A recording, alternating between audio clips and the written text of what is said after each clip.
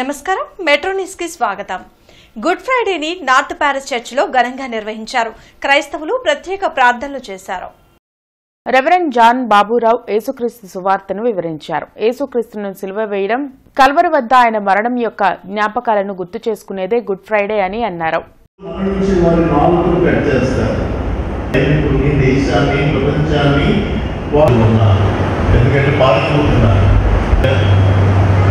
వారి దగ్గర ఏదైనా దొరుకుతుందేమోనని మరియమ్మ చేతిలో ఉన్న యేసు బాలుడిని ఈ దొంగ చరిత్రకారులు ఏమంటారంటే ఆయన మాట్లాడిన 7 మాటలు ఇంకా ఆ ప్రాంతంలోని ప్రతిధ్వనిస్తున్నాయి అని చెప్తారు. మొదటి మాటలు ఆ ముళ్ళు తలలో మరింత లోతుకు దిగబడుతున్న బలవంతంగా ఆయన పైకి చూశారు. తండ్రి వీరిని క్షమించమని చెప్పారు.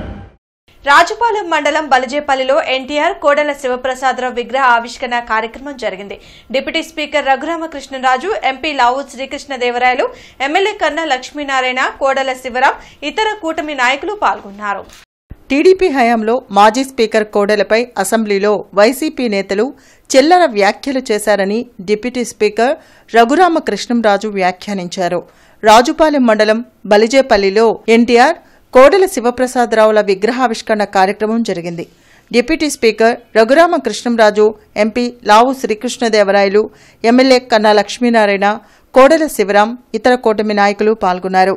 కోడెలపై వైసీపీ నేతల వ్యాఖ్యలను తాను తప్పుపట్టడం వల్లే మాజీ సీఎం జగన్ తనను దూరం పెట్టారని రఘురామకృష్ణంరాజు చెప్పారు. కూటమి ప్రభుత్వం అధికారంలోకి వచ్చాక రాష్ట్రం అన్ని విధాల అభివృద్ధి పదంలో సాగుతుందన్నారు.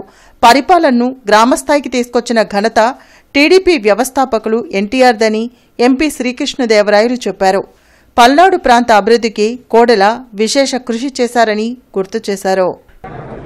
అప్పటి ముఖ్యమంత్రితో నాకు తగాదా రావడానికి ఒక ముఖ్య కారణం కోడెల శివప్రసాదరావు గారు.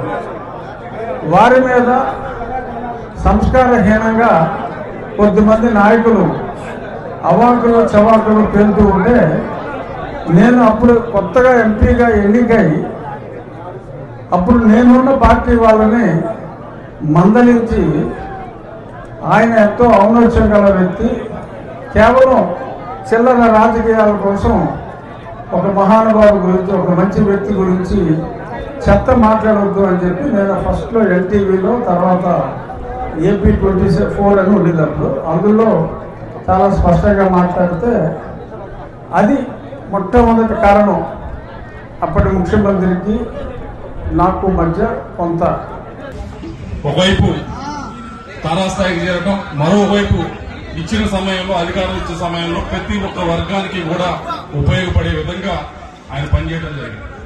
రెండో నాయకుడు ఈరోజు విగ్రహం మన ఆవిష్కరించడం జరిగింది, కోడెల శివప్రసాద్ గారు. ఆయన కూడా ఈ చుట్టుపక్కల ప్రాంతాల్లో కేవలం నర్సరావుపేటగా పరిమితం చేయకూడదని, ఈ చుట్టుపక్కల ప్రాంతాల్లో తెలుగుదేశం జెండా 83 నుంచి కూడా ఎటువంటి ఆటంకం లేకుండా రెపరెపలాడుతూ ఉంది అంటే ముఖ్యమైన బీజం వేసింది ఎవరు అంటే శివప్రసాద్, కోడెల శివప్రసాద్ గారు చెప్తున్నారు. క్రైస్తవ సమాజం సీఎం చంద్రబాబు, మంత్రి నారా లోకేష్ కు రుణపడి ఉంటుందని టీడీపీ నేత మద్దిరాల మ్యానీ తెలిపారు. మంగళగిరిలోని టీడీపీ కేంద్ర కార్యాలయంలో మద్దిరాల మ్యానీ మీడియాతో మాట్లాడారు. పాస్టర్లకు సంబంధించిన గౌరవ వేతనం గత ఏడాది మే నుంచి నవంబర్ వరకు ఉన్న బకాయి నిధులను సీఎం చంద్రబాబు విడుదల చేసి వారి ఖాతాల్లో జమ చేయడం హర్షణీయమన్నారు. మాజీ సీఎం జగన్ క్రైస్తవులను ఓటు బ్యాంకుగా వాడుకున్నారే తప్ప వారికి చేసిందేమీ లేదని మ్యానీ విమర్శించారు. మేము అధికారంలోకి రాగానే తప్పకుండా పాస్టర్లకు సంబంధించినటువంటి గౌరవ వేతనాన్ని ఇస్తామని చెప్పడం జరిగింది. అదేవిధంగా ఈ రోజున నారా చంద్రబాబు నాయుడు గారి దృష్టికి తీసుకెళ్ళినప్పుడు ఆర్థికమైనటువంటి ఇబ్బందులు ఈ రాష్ట్రంలో భయంకరంగా ఉన్నాయి. గత ప్రభుత్వంలో జగన్మోహన్ రెడ్డి ఈ యొక్క రాష్ట్రాన్ని సర్వనాశనం చేసినటువంటి పరిస్థితి. దాదాపుగా 10 లక్షల కోట్ల పైన అప్పులు పాలు చేసినటువంటి పరిస్థితి, ఈ రాష్ట్రాన్ని అంధకారంలోకి నెట్టినటువంటి పరిస్థితి. అయినా కూడా ఇచ్చినటువంటి మాటని నిలబెట్టుకోవటం కోసం పవిత్రమైనటువంటి దినాన, క్రీస్తు మరణించినటువంటి రోజున రేపు డిఎస్సీ అభ్యర్థుల వయోపరిమితిని 47 ఏళ్లకు పెంచాలని మాజీ ఎమ్మెల్సీ లక్ష్మణరావు డిమాండ్ చేశారు. ప్రభుత్వం అభ్యర్థుల ఏజ్ ను 44 ఏళ్లు వరకే పరిమితం చేయడం కరెక్ట్ కాదన్నారు. చాలా ఏళ్లుగా డిఎస్సీ నోటిఫికేషన్ కోసం ఎదురు చూస్తున్న అభ్యర్థులు నిరాశ చెందాల్సి వస్తుందని చెప్పారు. తెలంగాణ ప్రభుత్వం డిఎస్సీ అభ్యర్థుల వయోపరిమితిని 46 ఏళ్లకు పెంచిన విషయాన్ని ఆయన గుర్తు చేశారు. మంత్రి నారా లోకేష్ ఈ అంశంపై దృష్టి పెట్టి అభ్యర్థులకు న్యాయం చేయాలన్నారు. డిఎస్సీ నోటిఫికేషన్ సంబంధించి ఈరోజు ప్రభుత్వం వయో పరిమితిని 42 ఏళ్ల నుంచి 44 ఏళ్లకు పెంచుతూ ఉత్తర్వులు ఇచ్చింది. కానీ విచిత్రం ఏంటంటే 2018 డిఎస్సీకే 44 ఏళ్ళు ఉంది. ఇప్పుడు కొత్తగా పెంచాల్సినటువంటి పరిస్థితి లేదు. వాస్తవంగా అభ్యర్థులు కోరుతున్నది, ఇటీవల నేను శాసన మండలిలో మాట్లాడింది ఏంటంటే వయో పరిమితిని కనీసం 47 ఏళ్లకు పెంచండి. గత 7 సంవత్సరాలుగా డిఎస్సీ నోటిఫికేషన్ లేదు. అనేక మంది అభ్యర్థులు వయో పరిమితి వాళ్ళు ఏజ్ బార్ అయ్యారు. 47 ఏళ్లకు పెంచాలని నేను లోకేష్ గారిని కోరటం జరిగింది. తెలంగాణలో ఇప్పటికే 46 ఏళ్ళు చేశారు. అందుకని ఇప్పుడు రాష్ట్ర ప్రభుత్వాన్ని మేము రిక్వెస్ట్ చేసేది అభ్యర్థుల తరఫున, ముఖ్యంగా నిరుద్యోగ అభ్యర్థుల తరఫున వయో పరిమితిని 44 ఏళ్ళు కాదు 47 ఏళ్లకు పెంచండి. ఎందుకంటే దీనివల్ల ఖర్చు కూడా ఏమీ లేదు. ఆ అభ్యర్థులు కూడా రాసుకునే అవకాశం లభిస్తుంది. దీన్ని పరిశీలించాలని ప్రభుత్వాన్ని, ముఖ్యంగా విద్యామంత్రి లోకేష్ గారిని నేను కోరుతున్నాను. బహుళ ప్రయోజనాలు, భవిష్యత్తు అవసరాలు తీర్చే శంకర్ విలాస్ ఫ్లైఓవర్ నిర్మాణం జరగాలంటూ సమావేశం జరిగింది. అరండల్పేటలో జరిగిన రౌండ్ టేబుల్ సమావేశంలో మాజీ మంత్రి అంబటి రాంబాబు, మాజీ ఎమ్మెల్యే మస్తాన్ వలి, మాజీ ఎమ్మెల్సీ కెఎస్ లక్ష్మణరావు, అధ్యక్షులు భారవి పాల్గొన్నారు. ఆర్యూబీ లేకుంటే ఫ్లైఓవర్ నిర్మాణం సమయంలో ట్రాఫిక్ అంతా ఎటు వెళ్లాలని భారవి ప్రశ్నించారు. జేఏసీ ఫ్లైఓవర్ నిర్మాణానికి వ్యతిరేకమంటూ మాపై బురద జల్లే ప్రయత్నం చేస్తున్నారని అన్నారు. భవిష్యత్తును దృష్టిలో ఉంచుకుని మరికొంత ఫండ్ అధికంగా తీసుకొచ్చి ఆర్ఓబీ, ఆర్యూబీ నిర్మాణం చేపట్టాలని డిమాండ్ చేశారు. ఈ ప్లాన్ ప్రకారం ఫ్లైఓవర్ నిర్మాణం చేయడం వలన ప్రజలు ఎన్నో ఇబ్బందులు పడాల్సి వస్తుందని అంబటి రాంబాబు చెప్పారు. ప్రజాక్షేమం దృష్టిలో పెంచుకుని జేఏసీకి వైఎస్సార్ కాంగ్రెస్ పార్టీ మద్దతు ఇస్తుందని అన్నారు. ఫ్లైఓవర్ నిర్మాణానికి అధిక నిధులు ఎలా తీసుకురావాలో పాలకులు ఆలోచించాలని సూచించారు. 100 సంవత్సరాల ప్రజల అవసరాన్ని దృష్టిలో పెట్టుకుని శంకర్ విలాస్ ఫ్లైఓవర్ నిర్మాణం చేపట్టాలని మాజీ ఎమ్మెల్సీ కెఎస్ లక్ష్మణరావు కోరారు. సేతు బంధు పథకం కింద 100 కోట్లు మాత్రమే వస్తాయని, ఆ బడ్జెట్లోనే బ్రిడ్జి నిర్మాణం చేయాలనుకోవడం కరెక్ట్ కాదని అన్నారు. ఈ ఫ్లైఓవర్ సమస్యను ముఖ్యమంత్రి చంద్రబాబు నాయుడు, మంత్రి లోకేష్ దృష్టికి తీసుకువెళ్లాలని కాంగ్రెస్ మాజీ ఎమ్మెల్యే మస్తాన్ వలి సూచించారు. గతంలో మాజీ ఎంపీ గల్లా జయదేవ్ ప్రతిపాదించిన ఫ్లైఓవర్ నిర్మించాలని కోరారు. ఈ కార్యక్రమంలో జేఏసీ నేతలు సిపిఐ హనుమంతరావు, కోటా మాల్యాద్రి, నళిని ఖాన్, కార్పొరేటర్ ఆచారి, నూరి ఫాతిమా, వాసు, నర్రా కోటేశ్వరరావు, అన్ని ప్రజా సంఘాల నాయకులు పాల్గొన్నారు. ఇవాళ మా మీద కూడా బురద జల్లే కార్యక్రమం ఆల్రెడీ మొదలైంది. Joint action committee vested interest అని నిన్న ఒక ప్రకటన వచ్చింది. I'm making it very clear on this platform that we don't have any vested interest. We have form this joint action committee only for better interest of the public. Public interest కోసం ఈ platform form అయింది తప్ప ఇది రాజకీయాల కోసం ఎన్నికలు అవగానే form అయినటువంటి ప్లాట్ఫామ్ కాదు. దయచేసి అందరూ అర్థం చేసుకోవాలి. మీడియా మిత్రులు కూడా ఉన్నారు. ప్రభుత్వం ఈ సమస్యలోని ఇబ్బందులను గుర్తుపెట్టుకుని 3,000 మంది ఓపీ ఉండేటువంటి జీజీహెచ్కి వెళ్లాల్సినటువంటి ప్రయాణికులు అంబులెన్స్లు ఎట్లా వెళ్తాయనేది ఆలోచించాలి. 100 కొద్ది ప్రైవేట్ హాస్పిటల్స్ ఉన్నటువంటి వట్టౌన్కి అన్ని 100 వెహికల్స్ ఎలా వెళ్తాయనేది ఆలోచించాలి. ఈ ఫ్లైఓవర్ తీసేసి కొత్తగా ఇప్పుడు ప్రపోజ్ చేసినటువంటి ఈ 98 కోట్లతో వచ్చేటటువంటి ఫ్లైఓవర్ని ఏర్పాటు చేయటం వల్ల ఉపయోగం ఎంత ఉందో తెలియదు, కానీ విపరీతమైన నష్టం కనిపిస్తూ ఉంది. ఎక్కడ కనిపిస్తూ ఉందంటే ఆల్మోస్ట్ వాస్తవం చెప్పాలంటే నేను చిన్నప్పటి నుంచి గుంటూరు చూస్తున్నా. ఈ ఫ్లైఓవర్కి అటు ఇటునే మెయిన్ గుంటూరు ఉంటుంది. ఇప్పుడు బాగా డెవలప్ అయింది, దట్ ఈస్ డిఫరెంట్ మ్యాటర్. ఇంకా కూడా డెవలప్ అయ్యేటువంటి అవకాశం. ఇప్పుడు కట్టబోయే ఫ్లైఓవర్ 70 ఏళ్ళ నుంచి 100 ఏళ్ళు ఉంటాయి. అంటే 100 ఏళ్ల పాటు సుమారుగా గుంటూరు తూర్పు గుంటూరు పశ్చిమ నియోజకవర్గాలను అనుసంధానం చేసే ఈ బ్రిడ్జి మీద ప్రజలు సుఖంగా బ్రతకాలి. బహుశా అది 3 ఏళ్ళకి ఎవరో ఉన్నాం ఇక్కడ ఉన్నవాళ్ళం. అంటే సేతుబంధన పథకం కింద 98 కోట్లే శాంక్షన్ అవుతాయి కాబట్టి 98 కోట్లు ఎంత వస్తే అంతే. కాబట్టి బ్రిడ్జిని కుదించేశారు. మామూలుగా అంబేద్కర్ బొమ్మ దగ్గర స్టార్ట్ అయ్యి హిందూ కాలేజ్ జంక్షన్ దగ్గర వాలాలి బ్రిడ్జి. ఇప్పుడు మన వాళ్ళు చూపించారు కదా ఇందాక అరంగల్పేట పోలీస్ స్టేషన్ దగ్గర స్టార్ట్ అయ్యి ఇప్పుడు మన లైబ్రరీ ప్రాంతీయ గ్రంథాలయం దగ్గర వాళ్ళందన్నమాట. మొత్తం స్వభావం మారిపోయింది. ఇది రాష్ట్రానికి కనెక్టివిటీ ఉన్నటువంటి సమస్య.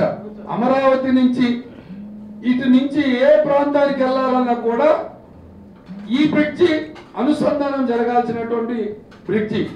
ఆ బ్రిడ్జిని ఆ కోణంలో చూడాలి తప్ప నేను డబ్బులు తీసుకొచ్చాను మీరు చేయండి అనేటటువంటిది మంచి పద్ధతి కాదు. మున్సిపాలిటీ కూడా ఎందుకు ప్రజా సంఘాలు, సివిక్ సొసైటీ, గుంటూరు నగరంలో ఉన్నటువంటి గౌరవ పెద్దలందరితో కూర్చొని ఇదిగో ఈ డిపిఆర్ తయారు చేసాం, ఈ డిపిఆర్ వచ్చిందని చెప్పి ముందుగానే ఎందుకు చేయలేదో నాకైతే అడ్డుపట్టట్లేదు. ఎందుకు ఈ 4 రోజులు వచ్చి కూడా 4 నెలలు అయింది అంటున్నారు. ఇది ఎందుకు మరి ప్రజల ముందు పెట్టడానికి భయపడుతున్నారో తెలియట్లేదు నాకైతే. అమరావతి రోడ్డు వేలంగిని నగర్ జేసుతీరు హృదయ దేవాలయం నందు పరిశుద్ధ సేవా మార్గం ముచ్చాలరెడ్డి నగర్, అంబేద్కర్ నగర్, కొండయ్య కాలనీ మీదుగా వేలంగిని నగర్ వరకు సిలువ మార్గం జరుగుతుంది. ఆ దేవునికి స్తోత్రం సమర్పించారు. పాలుగారు దేహం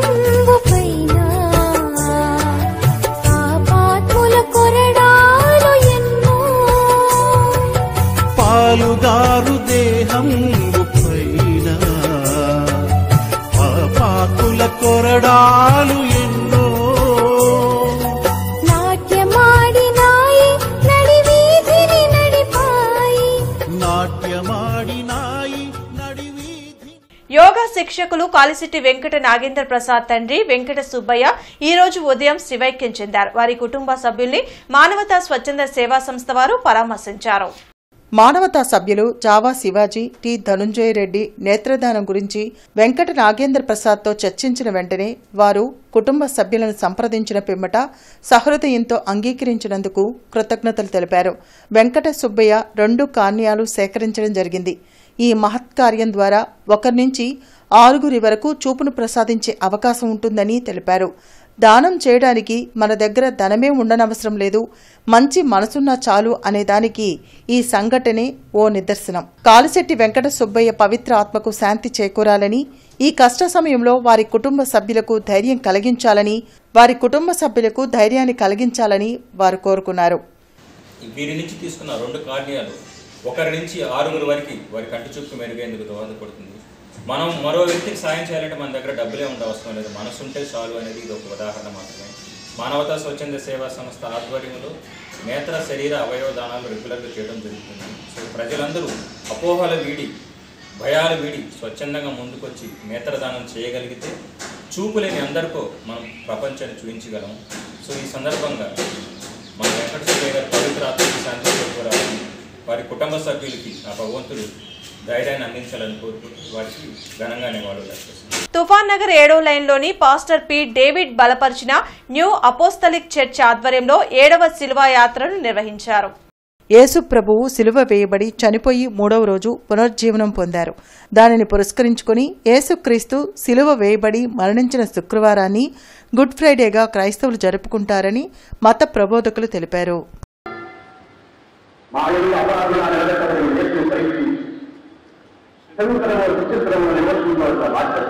మన జీవులు రాజకం కానివాడు తపోసాగులని లోహాన్ని ప్రవర్తించాక మరే తీసుకునేందుకు ఓర్పులేదని ఈ అపరాధం గురించి మమ్మల్ని తీసుకునే వరకు ఆ ఉత్తర్వులు కానీ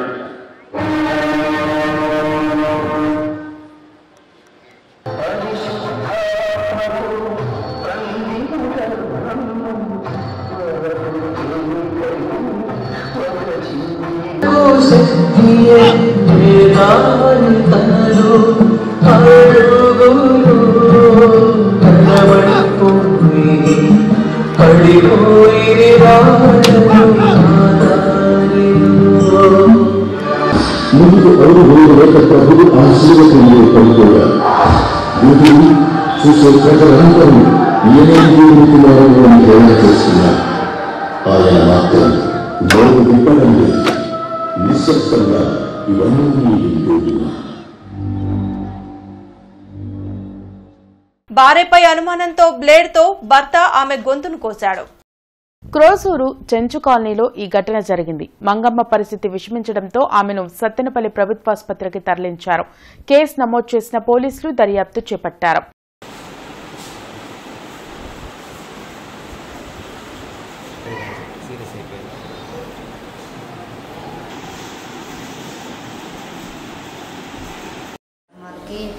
కొంచెం గొడవ వచ్చి ఆయన అలా చేశాడు సార్. మా వదిన తాగిద్ది మన్నా తాగుతుంది. మరి ఇంకొక ఆయన్ని మా వదిన నమ్ముకొని డబ్బులన్నీ డ్వాక్రా డబ్బులు కానీ ఏయన కానీ అన్నీ ఆయనకి టాటిస్తుంది సార్. అందువల్ల మా అన్నగాడు బాగా గమనించి ఫోన్ రికార్డ్ చేసి ఫోన్ రికార్డ్ పెట్టారు సార్. రికార్డ్ పెడితే వాళ్ళిద్దరు మాట్లాడుకునే కాబట్టి రికార్డులో పెడితే మా అన్నకి బాగా ఆలోచన ఇచ్చి చంపేద్దామని చంపైపోయి గొంతు పోశారు సార్. గుండారావుపేట చర్చిలో గుడ్ ఫ్రైడే వేడుకలు ఘనంగా జరిగాయి. క్రైస్తవులు ప్రత్యేక ప్రార్థనలు నిర్వహించారు.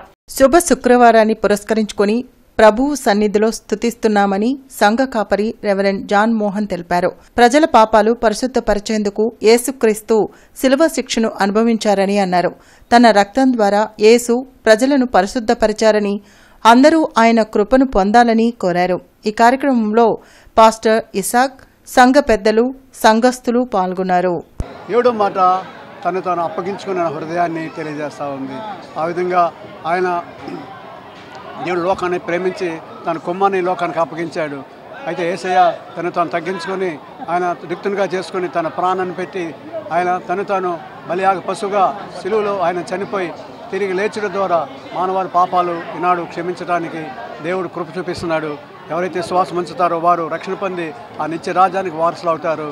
దేవుడు కృప అట్టి కృపను అందరూ పొందుకోవాలని ఈ మంచి శుక్రవారం మరి దేవుడు పలికిన సిలువలో పలికిన మాటలు ధ్యానిస్తూ దేవుడిని స్తుతిస్తున్నాం. సెయింట్ జోసెఫ్ చర్చ్ ఆధ్వర్యంలో శిలువ యాత్రను నిర్వహించారు. యేసుక్రీస్తు వేషధారణతో శిలువను మోసుకుంటూ యాత్ర చేశారు. ప్రజలను రక్షించేందుకు యేసుక్రీస్తు శ్రమలను పొంది అవమానాలు పొంది శిలువను మోసారని విచారణ గురువు పూతోట చెన్నయ్య తెలిపారు. ఈ శిలువ యాత్రలో ప్రతి ఒక్కరూ కన్నీటి ప్రార్థనలు చేస్తారని అన్నారు.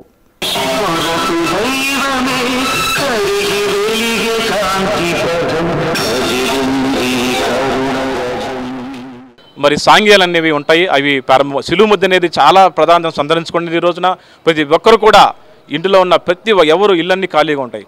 శుభ్రంగా తాళాలు వేసి ప్రతి ఒక్క క్రైస్తవ కుటుంబంలో ఉంటే ప్రతి బిడ్డ కూడా ఈ రోజున ప్రార్థనలు గడుపుతారు. సంవత్సరంలో ఏ రోజు రాపోయినా దేవాలయానికి ఈ రోజు ఖచ్చితంగా మరి ప్రతి ఒక్కరు కూడా దేవాలయంలోకి వచ్చి ఆ బాధలు చూసి ఏడుస్తూ కన్నీటి ప్రార్థనలు చేస్తూ పశ్చాత్తాపడతారు. వారి పాపాలను మన్నించమని ప్రభుని కోరుకుంటారు. ఈ రోజున శిలువ మీద చెందిన రక్తం ద్వారా ప్రతి పాపి యొక్క పాపాన్ని ప్రభు కడిగివేసి ప్రక్షాళన చేసి రక్షణ ఇస్తాడని నమ్మకం యావత్తు ప్రజానికానికి క్రైస్తవ ప్రజానికానికి ఉంది. పునీత ఆంతోని వారి పుణ్యక్షేత్రం ఆధ్వర్యంలో యేసుక్రీస్తు శిలువ యాత్రను నిర్వహించారు. చర్చి ప్రాంగణం నుంచి పట్టాభిపురం వరకు జరిగిన ఈ యాత్రలో బ్రదర్ పి సాల్మాన్ సిలువను మోశారు. పాపి రక్షణార్థమై సిలువను క్రీస్తు మోశారని పాస్టర్ పి సమర్పణరావు తెలిపారు. ఈ కార్యక్రమంలో సంఘ కాపర్లు, స్థానిక క్రైస్తవులు పాల్గొని యేసును స్తుతించారు. ఇలాగా ప్రతి సంవత్సరం కూడా చర్చి తరఫున శిలువయాత్ర చేస్తున్నాం. ఏంటంటే 2025 సంవత్సరాల క్రితం యేసు ప్రభు వారి లోకంలో పరలోకమును విడిచి పరిశుద్ధుడైనటువంటి ప్రభు పాపిని రక్షించడం కొరకు భూలోకంలోనికి వచ్చి పాపి రక్షణార్థమై సిలువలో తన ప్రాణమును పెట్టి రక్తమును చిందించి సమాధి చేయబడిన ఈ రోజును గుర్తు చేసుకుంటూ మేము సిలువ యాత్రను ప్రారంభించాం. ఆ దినం నుండి ఈ దినం వరకు కూడా ఇలాగనే కొనసాగిస్తూ ఉన్నాం. ఇది ఊరేగింపుగా అనేక మంది రక్షణ కొరకు ప్రభు వచ్చాడని చెప్పుడు కొరకు మేము ఈ రీతిగా సిలువ యాత్ర కొనసాగిస్తున్నాం. ఈ వార్తలు ఇంతటితో సమాప్తం. నమస్కారం.